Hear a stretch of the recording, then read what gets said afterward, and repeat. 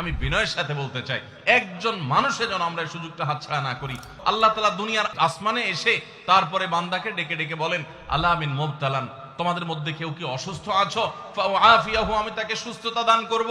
আলা মিন মুস্তাগফিরিন ফাগফির লাহ, তোমাদের মধ্যে কেউ কি আছো ক্ষমা প্রার্থনাকারী, আমি তাকে ক্ষমা করে দিব।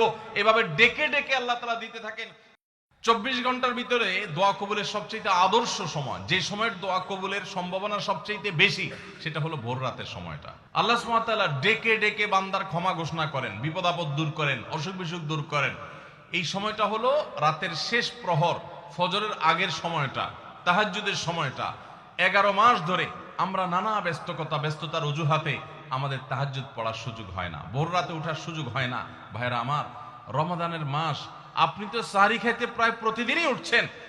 আপনার যেহেতু সাহরি খাওয়ার উদ্দেশ্যে উঠাই লাগে, তো আপনি কেন এই মাসে সাহরির সময় ভোর রাতের এই সময়টাতে যখন আল্লাহর সাধারণ ক্ষমা ঘোষণা করেন, ওই সময়টাতে আপনি কেন শুধুমাত্র খেয়ে পরে আপনি মসজিদে চলে যাবেন ফজরের জন্য? অবশ্যই আপনি সাহরি খেতে উঠলে 2-5 মিনিট সময় বের করে বিশেষভাবে আল্লাহর কাছে দোয়ায় মনোনিবেশ করবেন। আমাদের একটা বড় ভুল হলো সাহরির এই সময়টাকে দোয়ায় আমরা মনোনিবেশ করি না। সম্ভব হলে 2 রাকাত নামাজ পড়েন, 4 রাকাত নামাজ পড়েন। সেটা যদি না পারেন, তো সাহরির খানার শেষে অথবা আগে আপনি আপনার রুমে গিয়ে লাইট বন্ধ করে নিরিবিলি জায়গায় একটু আল্লাহর কাছে হাত তুলে একটু চোখের পানি ফেলে চান, দোয়া করেন। দোয়ার এই সুযোগটা 11 মাস আপনি পান না, রমজান মাসে সাহরির উসিলায় পেয়েছেন, তো আপনি সেই সুযোগটা কেন হাতছাড়া করবেন? আমি বিনয়ের সাথে বলতে চাই, একজন মানুষের যেন আমরা এই সুযোগটা হাতছাড়া না করি। আমি পারতপক্ষে কোনোদিন এই সুযোগটা হাতছাড়া করি না ভাইরা। যেদিন কিছুই করতে পারি না, ওইরকম দোয়া করার সময় হয়তো নাই, কোনো কারণে দেরি হয়ে গেছে উঠতে উঠতে, ওই দিন খাইতে খাইতে মনে মনে দোয়া করার চেষ্টা করি, প্লেটটা ধুইতে ধুইতে দোয়া করার চেষ্টা করি। কারণ মুয়াজ্জিন ফজরের আজান যখন দেন, ওয়াক্ত যখন হয়, তার আগ মুহূর্ত পর্যন্ত আল্লাহ তাআলা দুনিয়ার আসমানে এসে তারপরে বান্দাকে ডেকে ডেকে বলেন, আলা মিন মুবতালান, তোমাদের মধ্যে কেউ কি অসুস্থ আছো, ফাআফিয়াহু, আমি তাকে সুস্থতা দান করব। আলা মিন মুস্তাগফিরিন ফাগফির লাহ, তোমাদের মধ্যে কেউ কি আছো ক্ষমা প্রার্থনাকারী, আমি তাকে ক্ষমা করে দিব। এভাবে ডেকে ডেকে আল্লাহ তাআলা দিতে থাকেন। টোটাল 24 ঘন্টার মধ্যে যেই সময়টার দোয়া ফেরত দেয়া হয় না, যেই সময়টার দোয়া মিস হওয়ার সম্ভাবনা খুবই কম, আপনার দোয়ার বেসিক শর্তগুলো ঠিক থাকলে এই দোয়া কবুল হওয়ার সম্ভাবনা জোরালো, সেই সময়টা হলো ভোর রাতের সময়টা। রমজান মাসে এই সময়টাতে দোয়ার যে সুযোগ তৈরি হয়, দোয়ার যে বিশাল সুযোগ আপনি পান, এই সুযোগটা হাতছাড়া করে আপনি শুধুমাত্র খেয়ে দিয়ে এই সময়টাকে পার করে দেন, এটা কখনো বুদ্ধিমানের কাজ হতে পারে না। এই জন্য রমজান মাসের ভুলগুলোর মধ্যে থেকে একটা হলো যে সাহরির সময়টাতে, ভোর রাতের সময়টাতে, দোয়া কবুলের গুরুত্বপূর্ণ সময়টাতে আমরা দোয়া তো করিই না। অনেকে ওই সময় আজকাল সাহরি পার্টি বের করেছেন, তামাশা বের করেছেন, অনেকে টেলিভিশনের প্রোগ্রাম দেখেন। কোন চ্যানেলে সাহরির সময়ের কোন প্রোগ্রাম আমরাও মাঝে মধ্যে, এগুলো আগে রেকর্ড করা থাকে। সাহরির সময় আমরা টেলিভিশনে প্রোগ্রাম করতে চাই না, আগে রেকর্ড করা থাকে, সেগুলো চলে। এগুলো হলো তাদের জন্য যারা টেলিভিশনে হারাম জিনিস দেখবে, ওই টাইমটাতে সে যেন হারাম জিনিস না দেখে ভালো কিছু দেখে। আপনাদেরকে আমরা বলবো, কখনো ওই ভোর রাতের ওই সময় ইসলামিক প্রোগ্রামও দেখতে যাবেন না। আপনি ওই সময়টাতে আল্লাহর সাথে কথা বলবেন, ওই টাইমটা ইবাদতের সময়, ওই টাইমটা দোয়া এবং রোনাজারির সময়। আমরা বেশিরভাগ মানুষ এই ভুলটা করি যে রমজানে আল্লাহর কাছে পাওয়ার এই বিশাল সুযোগ আমরা হাতছাড়া করে ফেলি। আমরা এখন থেকে সাহরিতে উঠলে দোয়া করবো তো ইনশাআল্লাহ। আল্লাহ আমাদের সবাইকে তৌফিক দান করুন। অনেকে রোজা রেখে থুতু গিলাটাকে দোষণীয় মনে করেন যে রোজা রেখে বোধহয় থুতু গেলা যায় না, এই জন্য ঘন ঘন থুতু ফেলে দেখবেন অনেকে আছেন। বিশেষ করে নতুন নতুন যখন রোজা রাখে পোলাপান, তখন দেখবেন যে মিনিটে মিনিটে থুতু ফেলে। আছে না নেই? এই ঘন ঘন রোজা রাখে, আপনার থুতু ফেলে কেন? কারণ মনে করতেছে থুতু গিললে তার রোজা ভেঙে যাবে। ভাই, থুতু যদি আপনি না গিলেন, আপনি বাঁচবেন? থুতু না গিললে কেউ বাঁচবে? যতই আপনি থুতু ফেলেন, আপনার থুতু তো কিছু না কিছু ভিতরে যাবেই। যদি না যায়, গলা শুকিয়ে গেলে তো আপনি মরেই যাবেন। এই জন্য এটা একটা ভুল যে আমরা মনে করি থুতু ফেলা লাগে। রোজা রেখে রোজার কারণে এক্সট্রা কোনো থুতু ফেলার দরকার নাই।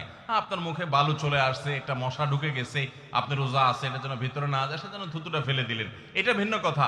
আপনি বেসিনে গিয়ে ফেলে আপনি একটু পানি ঢেলে দিলেন। কিন্তু রোজা রেখে ঘন ঘন থুতু ফেলতে হবে, থুতু গিলা যাবে না, এরকম কোনো কথা নাই। এটা আমাদের একটা ভুল, রমজান কেন্দ্রিক একটা ভুল। আমরা বেশিরভাগ মানুষ রমজান মাসে ফজরের নামাজ পড়ে এসে ঘুম দেই।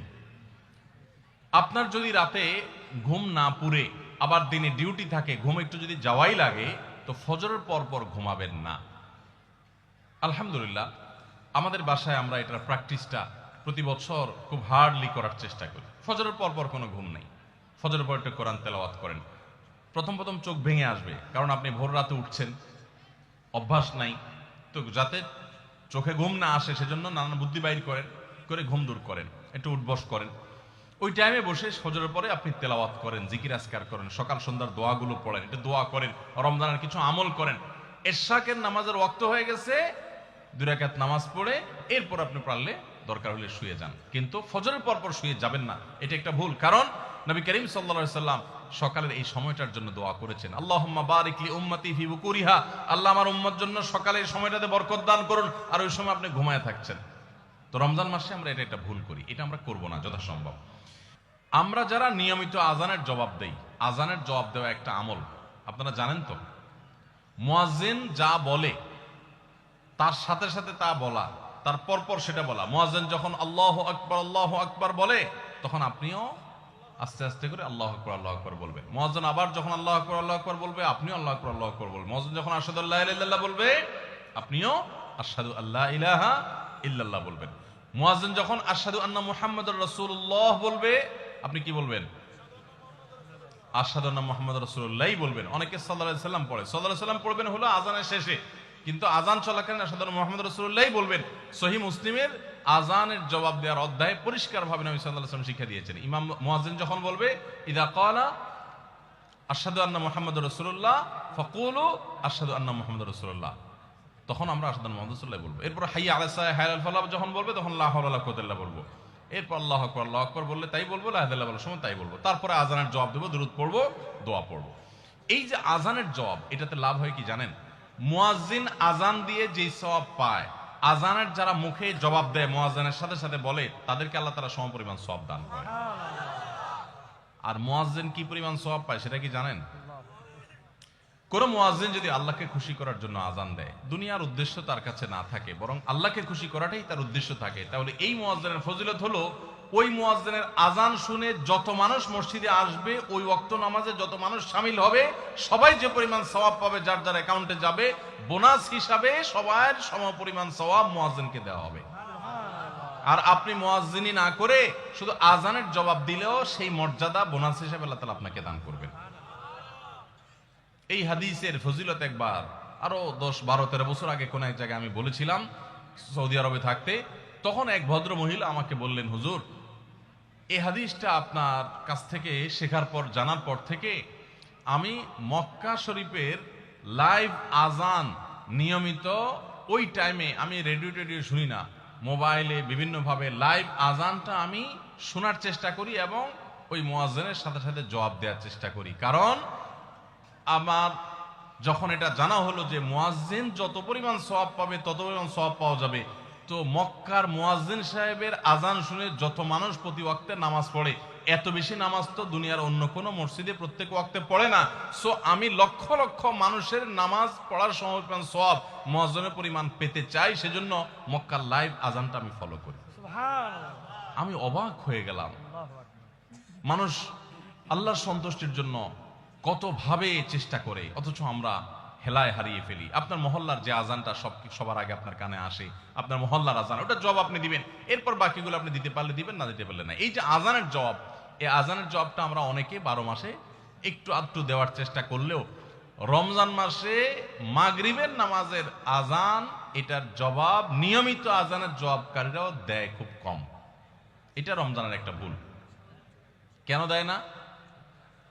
কারণ সেই আসরের পর থেকে নিয়ে 10, 12 পদ, 13 পদ, 14 পদ ইফতার সামনে নিয়ে বসে যে দাঁত কচকচ কচকচ করতেছিল, হাতগুলো শুধুমাত্র আকুপাকু করতেছিল যে কখন আপনার বেগুনি ধরবে, কখন পেঁয়াজু ধরবে, কখন বুটমরিতে হাত দিবে। যখন আকুপাকু করতেছিল, সূর্য ডুবছে, মুয়াজ্জিন সাহেব আল্লাহু আকবার হাঁকা শুরু হয়েছে, আর হুমড়ি খেয়ে অনেক ঝাঁপায়া পড়ছে, খাইতে খাইতে কখন আজান শেষ হয়ে গেছে টেরও পায়নি। ঠিক না বেঠিক? আপনি খান, ওয়াক্ত হয়ে গেছে, সাথে সাথে আপনি খেলেন, আজান শুনলেন, সাথে সাথে আপনি খেলেন, ভালো কথা। একটু মুখে দিয়ে খেতে খেতে, খাওয়ার ফাঁকে ফাঁকে মুয়াজ্জিনের আজানের জবাবটা দিয়ে ফেলেন। কিন্তু ম্যাক্সিমাম মানুষ আমরা এই ভুলটা করি। আমি খেয়াল করে দেখেছি, যারা নিয়মিত আজান দেয় তারাও আজানের জবাব দেয়, তারাও দেখেছি এটা করে না, অর্থাৎ ভুল হয়ে যায়। তাহলে আমরা লক্ষ্য করবো তো ইনশাআল্লাহ, মাগরিবের সময় ইফতারের ফাঁকে ফাঁকে আমরা আজানের জবাব দিয়ে দিব।